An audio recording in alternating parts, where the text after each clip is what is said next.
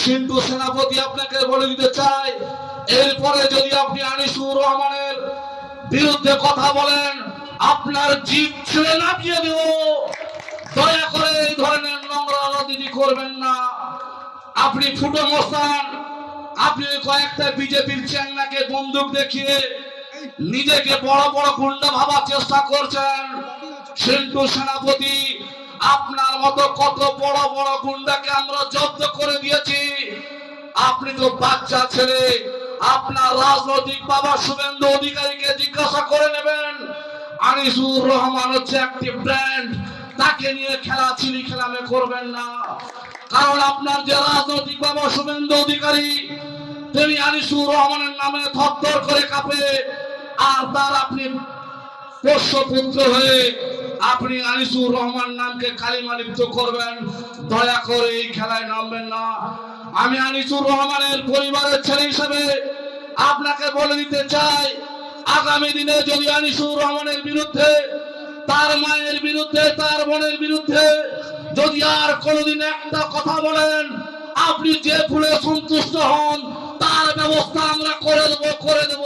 শুধু সময়ের অপেক্ষা। করছেন 1 ঘন্টাতে আমাদের সভা করে দেবো, আমাদের নেতা যদি অধিকার দেয়। কিন্তু আমরা গণতান্ত্রিক প্রেমিক মানুষ, আমরা জানি আমরা মানুষকে ভালোবাসতে পারি, আমরা মানুষের উন্নয়ন করি, আমরা কোনদিন মারপিট করি না। তাই সমস্ত মানুষের কাছে আহ্বান করবো।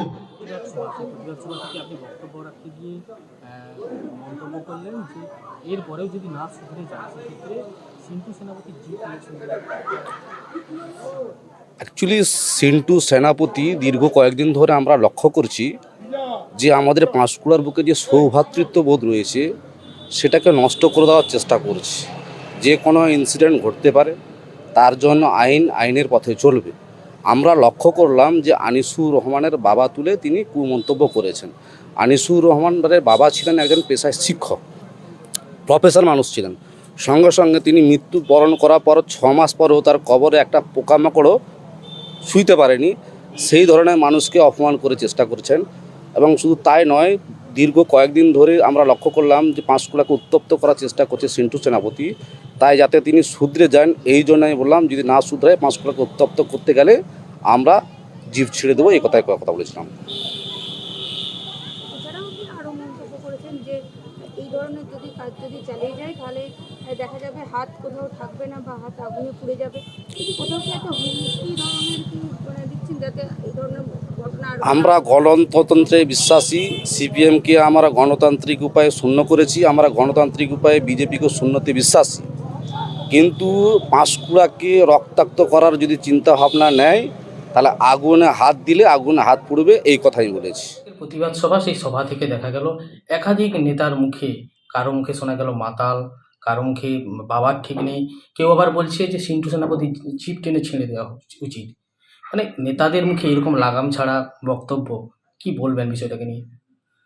না, যে অবস্থায় সিন্ধু সেনাপতি সেদিন লাইভ করছিলেন পুরো মন্তব্য অবস্থায়, সেই লাইভ আপনারাও দেখেছেন, আপনাদের অনেক চ্যানেলও দেখেছি। আর বাবার ঠিক নেই বলতে তার এক ধর্ম বাবা ছিল, সেই ধর্ম বাবার, এটা আমার কথা নয়, এটা ধর্ম বাবা যিনি তার কথা। তার কি তাকে বিধানসভার টিকিট দেবে বলে তার জমি বিক্রি করে কয়েক লক্ষ টাকা, নাকি প্রায় কোটিখানেক টাকা আত্মসাৎ করেছে সিন্ধু সেনাপতি। সেখানে বিগত দিনে বিজেপির প্রার্থী হতেন। আর জিভ ছিঁড়ে নেওয়ার ক্ষেত্রে তার পরিবার থেকে, তার পরিবারের সদস্য হয়েছে। আমরা অপসংস্কৃতি রাজনীতি তৃণমূল কংগ্রেস করি না, কিন্তু প্রতিবাদ সভায় যেভাবে সেদিন যে বাতাবরণ তৈরি করা হয়েছে তার কিছু প্রতিবাদ রূপ আমাদের হয়তো দলের বক্তাদের মধ্যে থেকে বেরিয়ে গেছে। কিন্তু আমাদের যেটা বক্তব্য, দলের যেটা বক্তব্য, যে সংস্কৃতি বাংলার বুকে আছে, যে সংস্কৃতি পাঁশকুড়ার বুকে আছে, সেই সংস্কৃতিকে যারা বিনষ্ট করতে চাইছে তাদের ভারতীয় সংবিধান অনুযায়ী যা যা আইন ব্যবস্থা আছে তার আইন নিতে হবে। এবং এই ধরনের যদি সংস্কৃতি তারা বিনষ্ট করার চেষ্টা করে, তারা একে যদি এই সংস্কৃতিকে নষ্ট করার জন্য, সম্প্রীতির মেলবন্ধনকে নষ্ট করার জন্য যদি উৎসাহিত করে, তাহলে আগামী দিনে তৃণমূল কংগ্রেসের কর্মীরা, হিন্দু, মুসলিম, শিখ, খ্রিস্টান, আদিবাসী সবাই তারা কিন্তু রাস্তায় নেমে প্রতিরোধ করবে। আজকে যে প্রতিবাদ সভায় কোথাও কি মনে হচ্ছে যে এই রাজনৈতিক মঞ্চে দাঁড়িয়ে এই ধরনের কথাবার্তা কোথাও একটা সৌজন্যতা অভাব বলে মনে না, হচ্ছে? যে ভাষায় সেদিন সিন্টু সেনাপতি কথা বলেছে তার প্রতিবাদ করতে যে হয়তো কোথাও আমরা আমাদের নেতৃত্বরা একটু আরো জোরালো বা কিছু কথা বলেছে।